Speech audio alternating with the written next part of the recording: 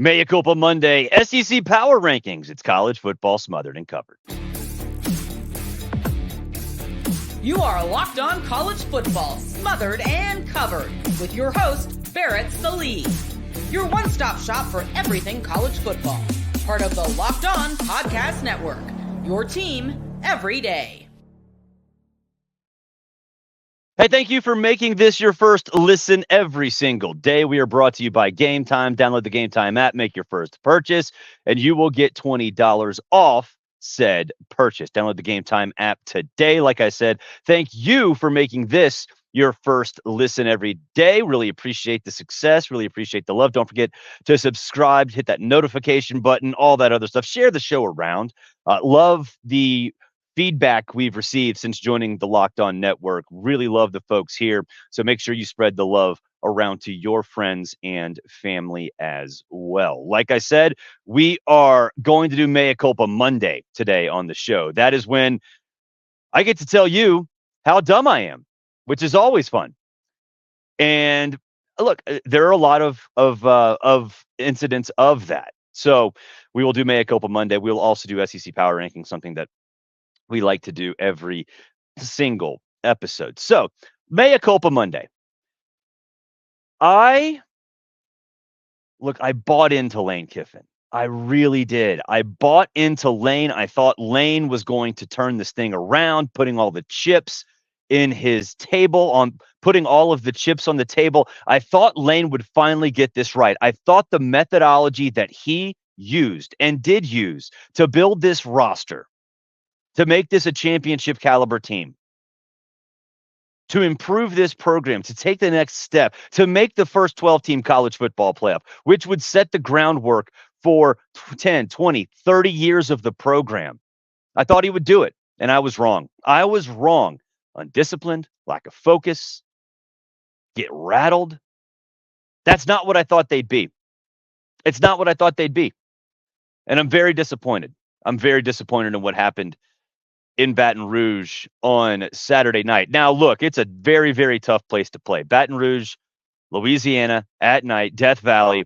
It's where teams' dreams go to die, as Les Miles would say. And that's exactly what happened. Ole Miss's dream of making the college football playoff went to die at Tiger Stadium. Do you think this team can win out? Do you think this team can get to the SEC championship game? Do you think this team can prove to doubters that it actually is worthy of being in consideration for a national championship? I don't. So it's Mea Culpa Monday. My Mea Culpa is Lane. I believed in you. I really did. And you let me down. You let me down in a big way. And I'm sorry to those of you out there, especially you Ole Miss fans, who bought into my silliness, my incompetence, everything that was wrong with me, you bought into. And Mississippi State fans, I know you hate me, although Restaurant Tyler is a great place to get food in Starkville. But I know you hate me. You were right. I was wrong. You're dumb. I'm smart. You're good looking. I'm not. So Bulldog fans, for those of you who got up in my mentions, and there are a lot of you, and they've been doing it for over a decade now, you got me. You got me this time. But it won't last long. I promise you, it will not last long. Second up on Mea Culpa Monday, Penn State. Now, I did pick Penn State to beat USC, but I didn't necessarily know what kind of team Penn State was. It is a complete football team. You see them up in the rankings. I think they're third right now. I don't really care about the AP rankings all that much, but they deserve every bit of that. It's a national championship caliber team in the sense that they are as close to Texas as anybody else. I don't know what USC was looking at. Apparently, Tyler Warren was a ghost because USC didn't see him. They do everything that a Penn State team should do better than what they've done before. I'm talking about the Trace McSorley, the Sean Cliffords, all those. Those guys were good. Drew Aller's great. and on the brink of superstardom. It's what he is. He's a superstar. When you have the ability to hit your tight end, to hit your wide receivers, to do everything you can downfield in addition to what they do on the ground, buddy, that's a national championship caliber team. National championship caliber team. So I was wrong about Penn State. I thought you'd be good. I did not think you'd be great. I was wrong, and I apologize. Next up on Mea Culpa Monday, Dillon Gabriel. Dillon Gabriel. I didn't think that you were national championship caliber. I did not think that you could handle the pressure. I didn't think that you could go into a big game situation and be the dude, be the superstar, be the guy who owns the field. And I'll tell you what, that's got that he showed that he was a superstar. Dillon Gabriel showed that everything that we talked about going into the season, everything the odds makers thought of him, Dillon Gabriel proved that they were right. And I was wrong. I didn't think that he had this in him. Some of those passes, man, even the one to Trayshawn Holden before Trayshawn Holden got kicked out for spitting in a dude's face, those were dimes, man. Those were NFL level throws. Had no idea that he had that in him. And so are you going to put Oregon up against Texas? We talked about this on College Sports Sunday. Tom Luganville and I did.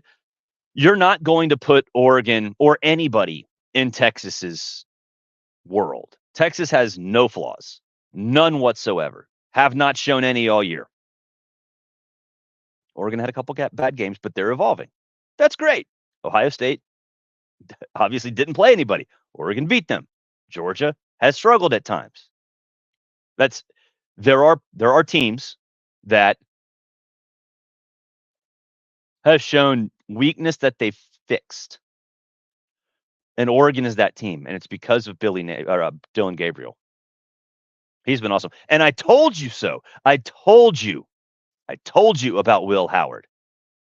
He was not ready for prime time. He showed it. Yeah, he had a decent game, but sliding with 0 seconds on the clock, dude, you have to have clock awareness. Talk about a choke of all chokes. You had the chance to, I think,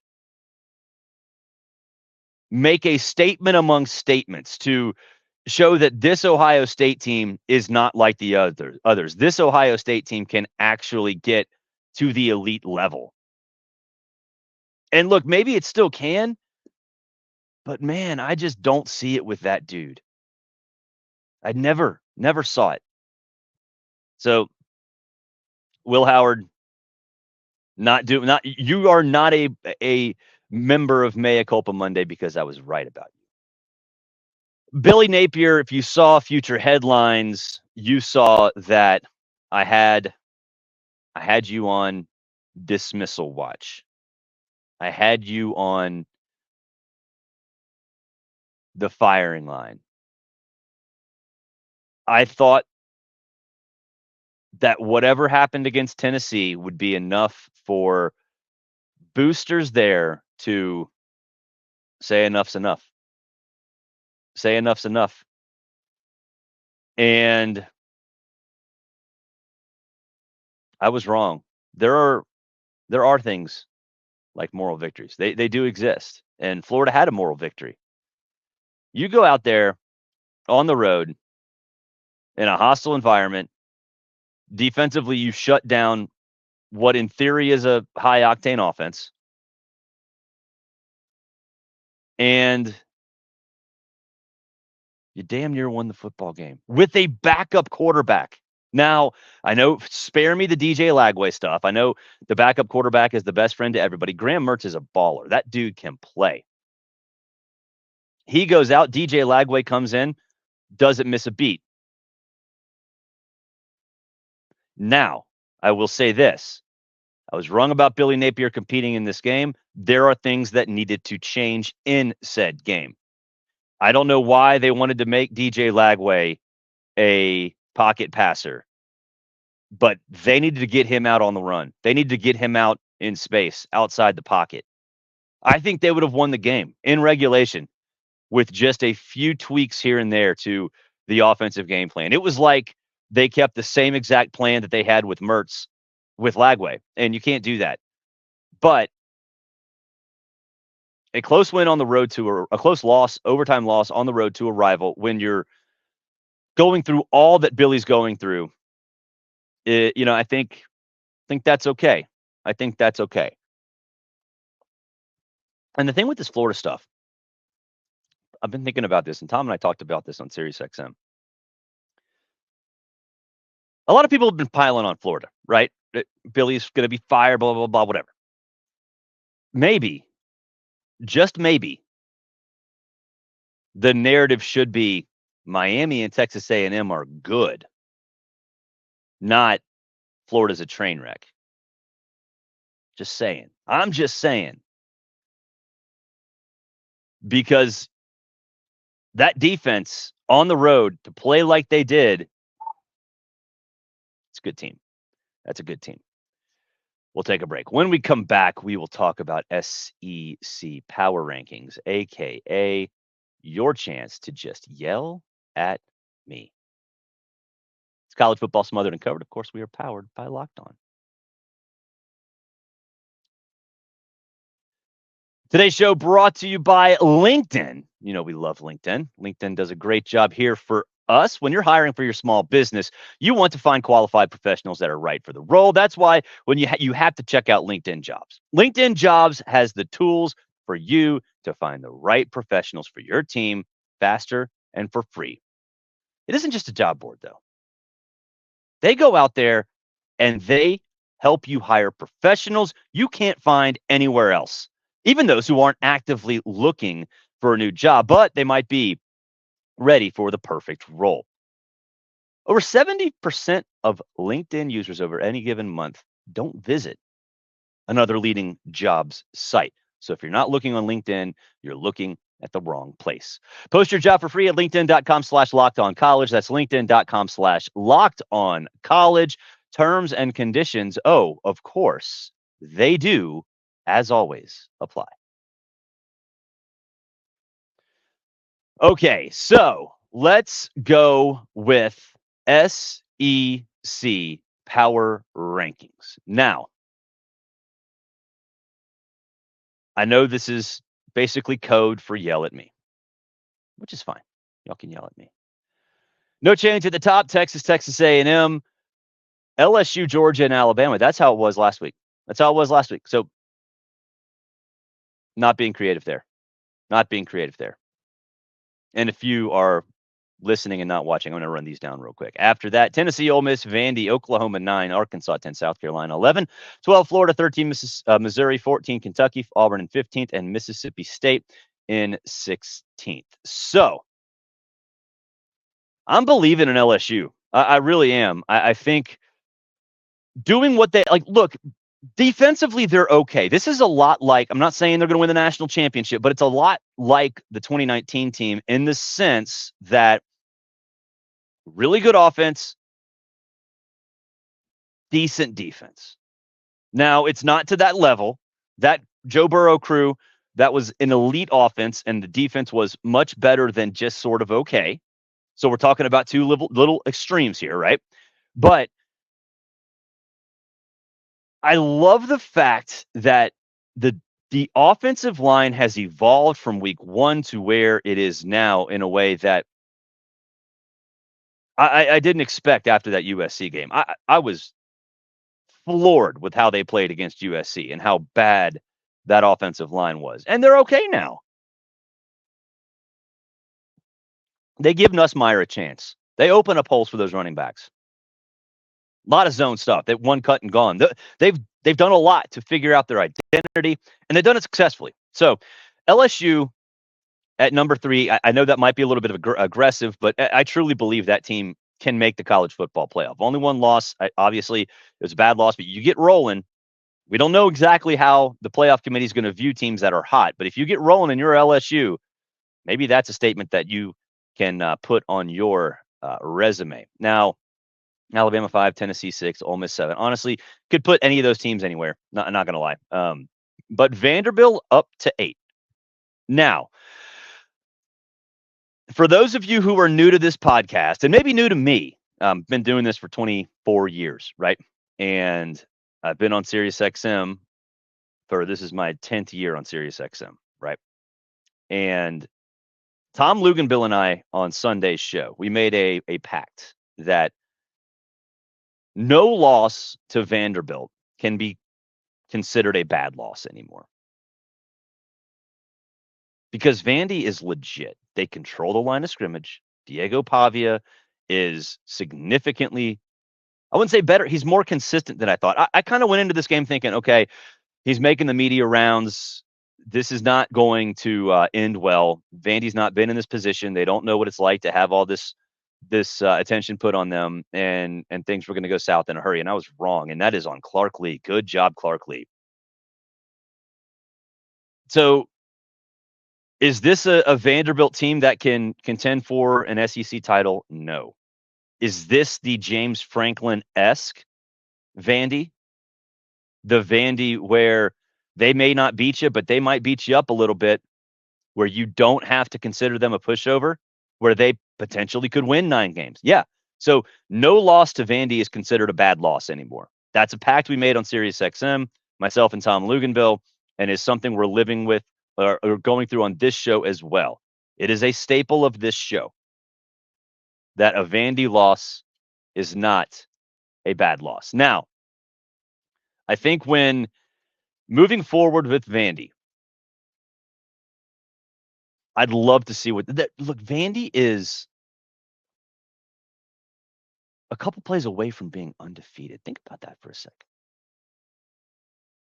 The Georgia State loss, let's throw that away, but they were in that. And in an overtime with Missouri, they're close to being an undefeated Vandy team. Unbelievable. Oklahoma's offense is trash. They dropped down below Vandy. Arkansas, whatever. South Carolina was interesting to me at number 11. Now, if you're listening and not watching, go watch on YouTube. I got a fancy graphic. It's up there. I don't know what to do with South Carolina. I really don't. You get blown out, you don't. You get blown out, you don't. You play Alabama tough? No. I don't know. I think that I might have. I really debated with myself putting them over Arkansas, maybe even Oklahoma, but really from Vanderbilt down 8, 9, 10, 11. I honestly have no idea. I honestly have no idea. I really do think Arkansas is good. I really do. And I think they can jump up and bite somebody. And obviously they did. They finished it off. South Carolina did not. Now, we're talking about like a minor line of delineation, right? So, I mean, again, South Carolina fans, if you want to hate me, go for it. I mean, there are absolutely arguments that could be made the other way. Counting it down from here on out, Florida, Missouri, Kentucky, Auburn, and Mississippi State. Honestly, Auburn fans, I know you're going to hate me. You know I went there. You know I grew up in an Auburn family. I'm at my lake house right now. We have Auburn stuff all around here. Now, do I have any behind me? I do not have stuff behind me. There's stuff over there, though. So I've got Auburn stuff all over here. Grew up in Auburn family, went to Auburn, been going to Auburn Auburn family for generations. It was, I apologize for my nephew running right behind the camera. Yeah, my brothers and their kids are here too. Anyway, as I was saying, Mississippi State gave Georgia a game. Like, with some of these, especially with the lower ranked teams in power rankings, it is kind of what have you done for me lately, right? And so for Mississippi State and Auburn, you have a what have you done for me lately kind of scenario, right? Mississippi State kind of played Georgia close. Auburn did not. However, I'm going to go back to something that Hugh Freeze said and got him in trouble a little bit nationally with people who just love to pile on him about the team actually kind of being okay. And he's right. Like, if they can just find a quarterback to take care of the ball a little bit, it'll go a long way. The defense is good. The wide receivers, I think, are elite. I was talking about this with my son on the way back from a travel baseball tournament last night. We had to drive 2 hours after it. And he's like, Dad, like Cam Coleman can be that guy. Keandre Lambert-Smith can be that guy. They may not be able to be Ryan Williams or Jeremiah Smith, but they can be that dude if they just had a quarterback.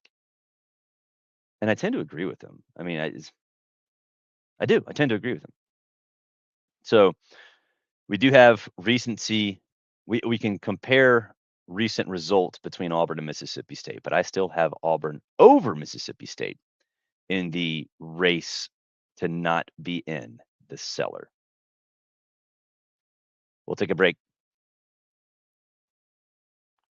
Hit the button a little too quickly. We'll take a break. We'll come back. We'll wrap up the show. We'll show you a video. Today's show, hey, guess what? We're brought to you by Gametime. You love Gametime. You know Gametime. Apparently, I am not producing and directing very well. Usually, I have people pushing the buttons for me. I apologize. But hey, we love Gametime. It's a new feature called Gametime Picks that makes getting tickets for your favorite live events even easier. It filters out the fluff to show you only incredible deals for great seats, and you don't have to waste time searching through thousands of tickets. Hit the guesswork out of buying tickets with Gametime. Download the Gametime app, create an account, and use code LOCKEDONCollege for $20 off your first purchase. Terms apply. Again, create an account, redeem code LOCKEDONCollege, LOCKEDONCOLLEGE. You'll get $20 off. Download Gametime today. What time is it? It is game time. All right, solo producing and directing is actually working well that time. At least exiting the commercial. If not getting into the commercial. If you're doing this for TV, if you're editing this, Locked On Gods, if you're putting this on TV, please fix that last part. That's what happens when you go like on some kids are on fall break. That's why kids are on fall break. So that's why I'm here and doing this solo. Anyway, okay. Let's talk a little bit about something that I think got overblown, right? Look at this. Kirby Smart shoving Michael Van Buren. Let's see it again. Is Kirby Smart really shoving Martin Van Buren right there? A lot of heat on him after what was an incident that went viral on Saturday night, Sunday morning. We talked about this on College Sports Sunday, and I know a lot of you will say I'm a Kirby Smart defender and a Kirby Smart apologist because you think I'm a Georgia fan. I'm not. Like I said, Auburn stuff all around here. Grew up in an Auburn fan, whatever. And I don't think Kirby Smart was doing anything wrong. I think he was mad at a coach. I don't know which coach it was, but I think he was mad at a coach. Van Buren was out of bounds. He was coming back inbounds. And just got in the way. Because you don't see Kirby yelling at the player. You don't see Kirby yelling at Van Buren. You see him in the direction yelling at somebody else. So, to me, it's not that big of a deal. I know the internet disagrees because the internet always disagrees about a lot of things, but I just don't see it. Now, will it be addressed? Yes. Is the SEC going to investigate? Yes. Will it be discussed sternly with Kirby? Yeah, it will. But it's not going to be a suspension. It's not going to be anything like that. It's not as big of a deal as the internet made it out to be. That will do it for this edition of College Football Smothered and Covered. Hey, become a College Football Smothered and Covered insider. If you look below, description, if you're on YouTube, I'm pointing. If you're listening, still in the same direction. Become an insider. Use promo code college. It'll be free for a first month. You get to text me. How awesome would it be for me to tell you that I'm wrong personally? Mea Culpa Monday all the time. I'll do that. You can text me, only me, and I will respond to you specifically. Questions, insight. You might even get behind the scenes stuff. We've done that a little bit where you could see, I'm at the lake right now. You could see pretty pictures of Lake Lanier out there. Do all of it. Do all of it. So join the subtext group. Use promo code college. Get your first month for free. Thank you for making this your first listen. Hey, for your second listen, go check out Spencer McLaughlin, Locked On College Football. Does a great job over there. As for right here, we are done for the show. Come back tomorrow. We'll talk a little bit about what to seed this week. F1 and Texas, Georgia, and Austin should be a lot of fun. Till then, have a good one.